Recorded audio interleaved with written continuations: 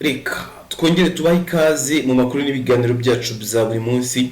Ni kakanya tuba tugiye kugaruka ku makuru agezweho n'amakuru bari kugenda avugwa hirya no hino mu bitangazamakuru bitandukanye. Rura yafatiye ibihano MTN Rwanda. Ibi byagenze bite? Mumaze iminsi mwumva amakuru yuko MTN yahamagajwe ikajya kugira ibisobanuro itanga muri Rura kubera ibibazo byari byabayeho mu bigendanye n'itumanaho ryabo.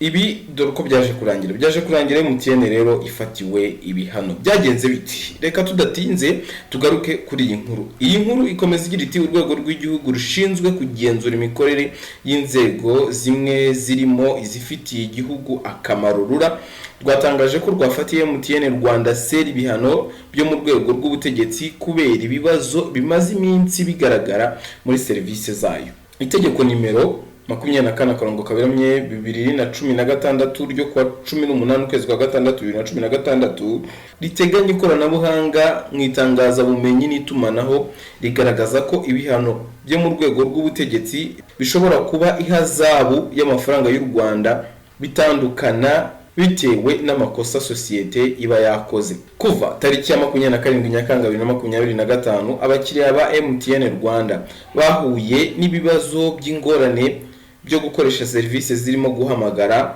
kohereza ubutumwa bugufi ndetse na mobile money.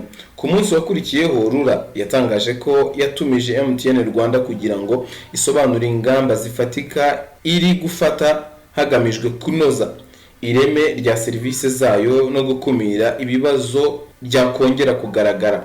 Kuri wa 31 Nyakanga 2025 yatangaje ko yafatiye MTN Rwanda ibihano byo mu rwego rw'ubutegetsi, irayihanangiriza inayisaba gukemura ibibazo byose bigaragara mu itangwa rya serivisi. Rura kandi yasobanuye ko yafatiye ibihano Keti Rwanda Network kugira ngo itange ibisobanuro ku bibazo byagaragaye mu itangwa rya serivisi zihuza nzira fiber optic mu karere ka Muhanga, Karongi, Rutsiro na Ngororero ku mugoroba kwa 30 Nyakanga. Urwego rwatangaje ko KTRN yagaragaje ko izi serivisi zasubiye ku murongo, isabwa gukemura mu buryo burambuye ibibazo bishobora gutuma serivisi zidatangwa neza. Ubona abandi nabo bari bakoze serivisi cyangwa batanze serivisi mu buryo butari bwiza.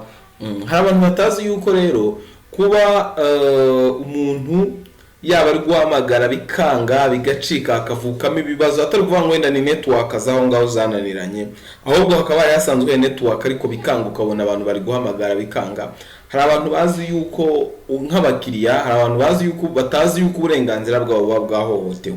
Nyamuneka ari kuba ugiye kohereza amafaranga bikanga ukomeza ukagerageza bikanga, hari umuntu utazi yuko uburenganzira bwe buri guhohoterwa nk'umukiriya.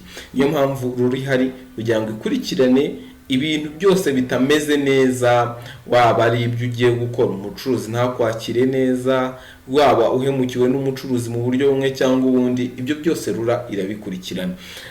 Tuzagerageza tuvugishe umuyobozi wa Rura bagire byinshi badusobanurira, kuko kuri iyi ngingo abantu benshi ntabwo bayizi, ntabwo bazi uburenganzira bwabo.